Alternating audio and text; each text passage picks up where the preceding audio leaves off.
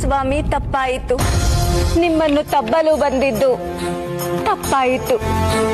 ಕ್ಷಮಿಸಿಬಿಡಿ. ನನಗ್ಯಾವ ಶಾಪವನ್ನೂ ಕೊಡಬೇಡಿ. ಹೆದರಬೇಡ ತಂಗಿ. ಬೀಜ ನೆಲಕ್ಕೆ ಬಿದ್ದಾಗಲೇ ಅದು ಮರವಾಗುವ ಸೋಜಿಗ. ಹನಿಯೊಂದು ನೆಲಕ್ಕೆ ಬಿದ್ದಾಗಲೇ ಅದು ನದಿಯಾಗುವ, ಸಮುದ್ರವಾಗುವ ಸೋಜಿಗ. ಇದುವರೆಗೂ ನನಗ್ಯಾರೂ ಇಂತಹ ಹೆಸರು ಕೊಟ್ಟಿರಲಿಲ್ಲ. ನಿನ್ನಿಂದ ಇವತ್ತು ನನಗೆ ನಾಮಾಂಕಿತವಾಯಿತು. ನೀ ಕೊಟ್ಟ ಹೆಸರು ಮಾದಪ್ಪ ಎಂದೇ ಜಗತ್ ಪ್ರಸಿದ್ಧಿಯಾಗಲಿ. ನಾನು ಮುಂದೆ ಏಳುಮಲೆ ಕೈಲಾಸದಲ್ಲಿ ನೆಲೆಗೊಳ್ತೀನಿ. ನನ್ನ ಏಳುಮಲೆ ಕೈಲಾಸಕ್ಕೆ ಬರೋ ಪರಶೆಯಲ್ಲ ನಿನ್ನ ತವಸರೆ ಬೆಟ್ಟದ ಮಾರಮ್ಮ ಅಂತ ಹೇಳಿ 3 ಕಾಸಿನ ಧೂಪ ಹಾಕ್ಲಿ.